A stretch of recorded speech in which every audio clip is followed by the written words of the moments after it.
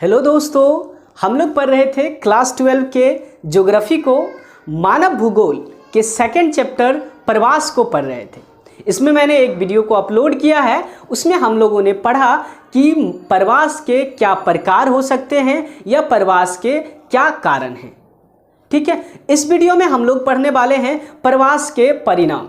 आखिर यदि कुछ मजदूर एक जगह से दूसरे जगह जाके बसते हैं तो उसके साथ कैसी समस्याएं आती है, या उस मजदूर के एक जगह से दूसरे जगह जाने के कारण उसको क्या फायदे होते हैं। तो अभी हम प्रवास के सकारात्मक और नकारात्मक दोनों परिणामों को पढ़ेंगे। तो आपसे एग्जाम में 5 नंबर मार्क्स में ऐसे क्वेश्चन पूछ सकते हैं कि प्रवास के परिणामों की चर्चा कीजिए।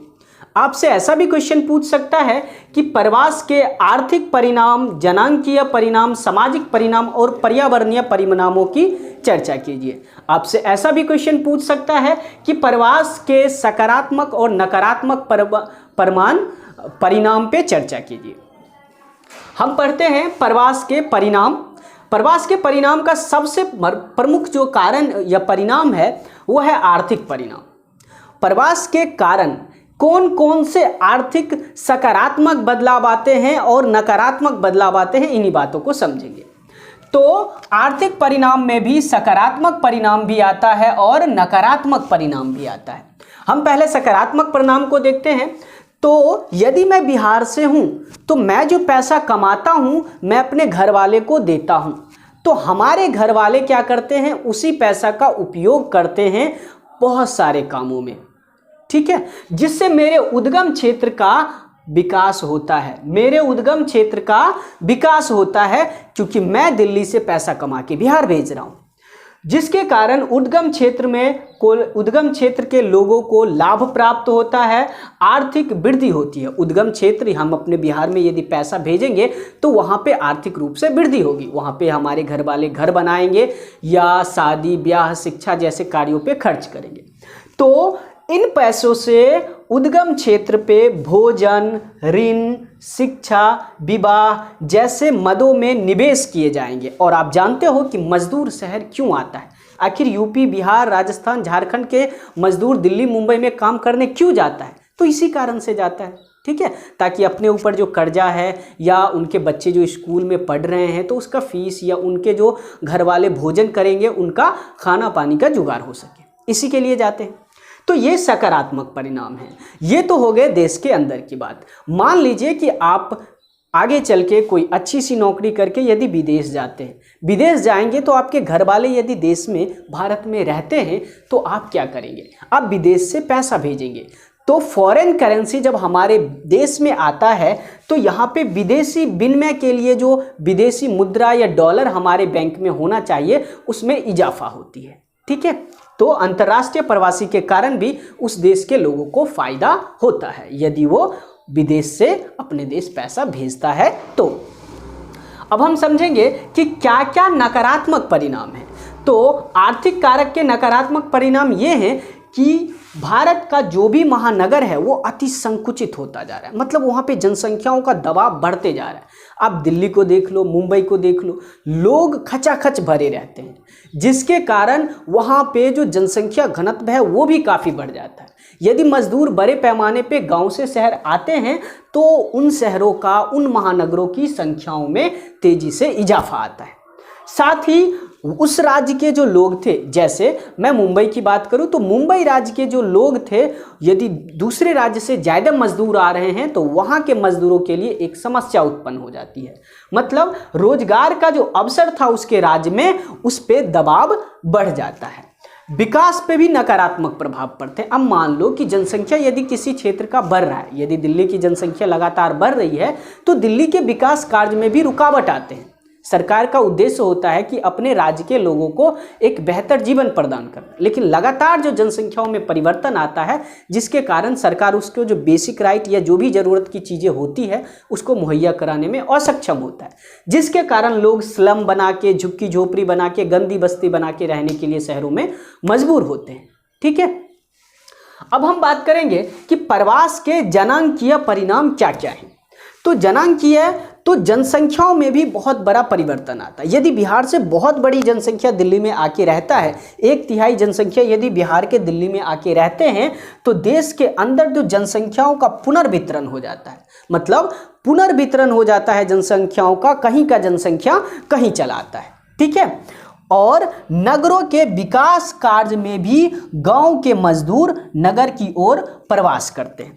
तो पहला जो जनांकीय परिणाम था उसमें सकारात्मक यही परिणाम है कि जनसंख्याओं का पुनर्वितरण होता है और नगर में विकास कार्य के लिए गांव से मजदूर शहर आ पाते हैं। तो प्रवासी मजदूर जब गांव से शहर आएंगे, शहर में आके इनके फैक्ट्रियों में काम करेंगे, तो फैक्ट्री की प्रोडक्शन कैपेसिटी बढ़ेगी। ये भी सकारात्मक प्रभाव है।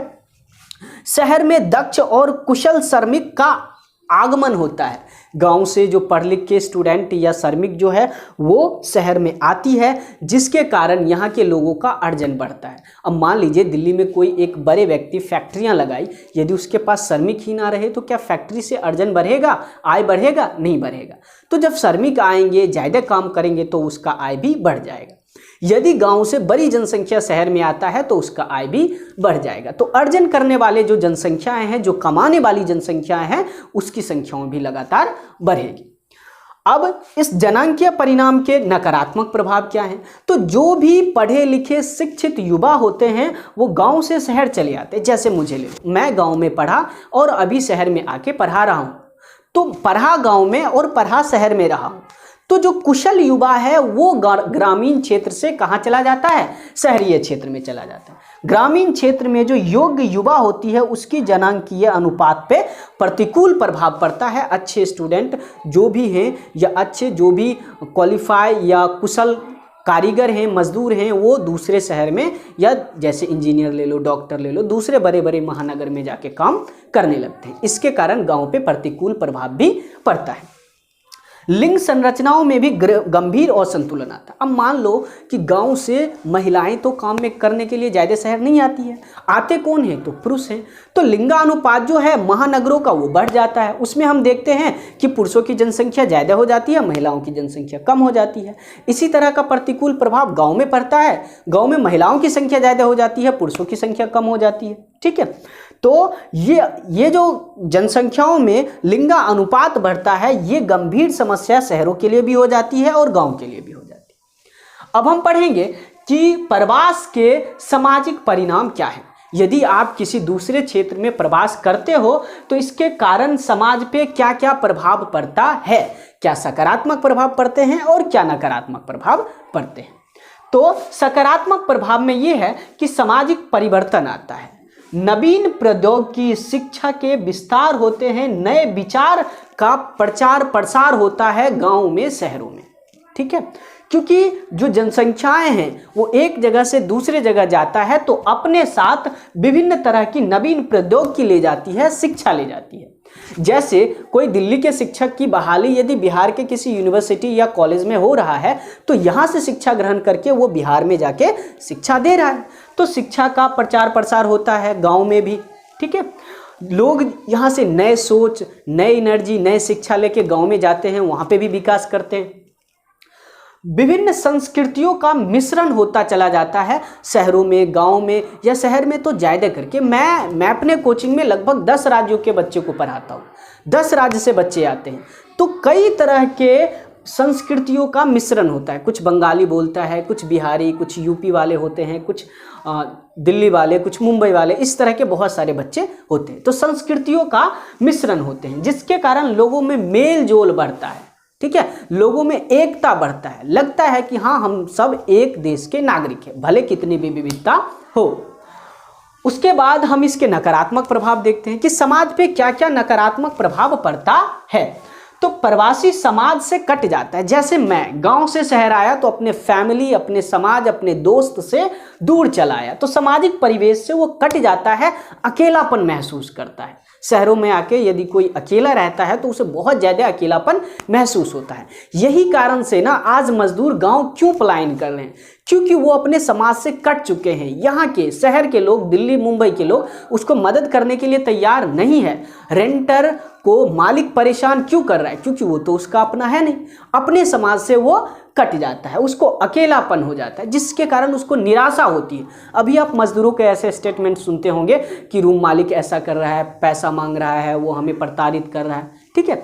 तो उसको निराशा और हताशा का भी सामना करना पड़ता है, जिसके कारण शहरों में बड़े पैमाने पर अपराध भी बढ़ते हैं और शहरों में आने के बाद लोग चोरी डकैती जैसी समस्याएं भी बढ़ जाती है, क्योंकि बहुत तरह के लोग समाज में आ जाते हैं, ठीक है। और नशीले पदार्थों का सेवन करने का भी आदत बन जाता है, क्योंकि यदि लोग एक परिवेश से दूसरे परिवेश में जाते हैं, दूसरे कल्चर से मिलते जुलते हैं, बहुत तरह के लोगों से मिलते हैं, तो उसके आदतों में भी कई तरह के परिवर्तन आ जाते हैं। अब हम देखेंगे कि प्रवास के कारण, प्रवास जो करते हैं लोग, प्रवासियों के कारण पर्यावरण पे क्या परिणाम पड़ता है।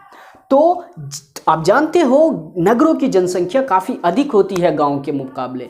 नगरों की जनसंख्या घनत्व बहुत ज़्यादा होता है गांव के मुकाबले। ऐसा क्यों? तो नगरों में भीड़ भाड़ बढ़ जाती है, क्योंकि बड़े पैमाने पे मजदूर गांव से नगर या महानगरों को आते हैं, जिसके कारण प्रदूषण होते हैं। प्रदूषण होते हैं, मलिन बस्तियों में रहने के लिए लोग मजबूर होते हैं, क्योंकि मजदूर आते हैं, उसके लिए बड़ी बड़ी फ्लैट तो बनी हुई है नहीं शहर में, वो झुग्गी झोपड़ी बना के रहने लगते हैं, जिसके कारण वहाँ पे बहुत सारी गंदगी इकट्ठा हो जाता है। जनसंख्या बढ़ने के कारण बहुत सारी बेसिक सुविधाएं जैसे पानी है, घर है, शिक्षा है, इन सारी चीज़ों पे दबाव बढ़ जाता है। अब बड़े जनसंख्या या अधिक जनसंख्या हो जाने के कारण प्रदूषण बढ़ जाता है, जलों का अत्यधिक उपयोग होता है, जल अधिक मात्रा में प्रदूषित होती है, इसके आसपास के क्षेत्र नदियां ज़्यादा प्रभावित होने लगते हैं, कूड़े कचरे का ढेर लगने लगता है। तो ये सारी समस्याएं शहर में आती है और लोग जो गंदी बस्तियों में रहते हैं वो बड़े पैमाने पर बीमार पड़ने लगते हैं, ठीक है।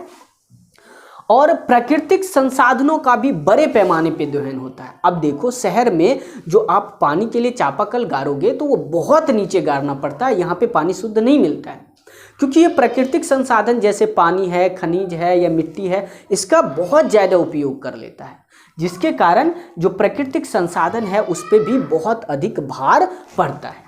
नगरों के तापमान बढ़ जाते हैं, क्योंकि नगरों में कंक्रीट से ज़्यादा छत के घर बनते हैं। नगरीकरण के विस्तार होने के कारण, इंडस्ट्री के विस्तार होने के कारण पेड़ पौधे को काट दिए जाते हैं, जिसके कारण नगरों के तापमान में वृद्धि हो जाती है, ठीक है।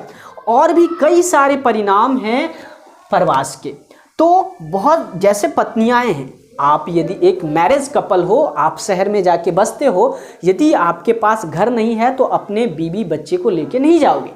यदि नहीं लेके जाओगे तो आपके सामने क्या समस्या होगी? आप भी अकेला हो यहाँ और आपके फैमिली में जो आपकी महिलाएं हैं, आपकी पत्नियां हैं, वो भी अकेला पड़ जाएगी। घर के काम करना पड़ेगा उसे, खेती संभालने पड़ेंगे, बच्चे को संभालने पड़ेंगे, बहुत सारी दबाव पड़ जाती है उसके ऊपर, जिसके कारण उसके ऊपर शारीरिक और मानसिक दबाव भी बढ़ता चला जाता है, ठीक है। स्त्री यदि प्रवास करता है, मान लीजिए कि लड़कियां पढ़ने के लिए शहर आती है, जॉब करने के लिए शहर आती है, तो आप दोहन के, बलात्कार या कई तरह के छेड़खानी जैसे सूचना या आप न्यूज सुनते होंगे, तो ये सब चीज़ भी शहरों में बढ़ता है। तो ये थे प्रवास के परिणाम। मैं उम्मीद करता हूँ कि आपको ये समझ में आया होगा। तो आप मेरे चैनल को सब्सक्राइब करें और शेयर करें और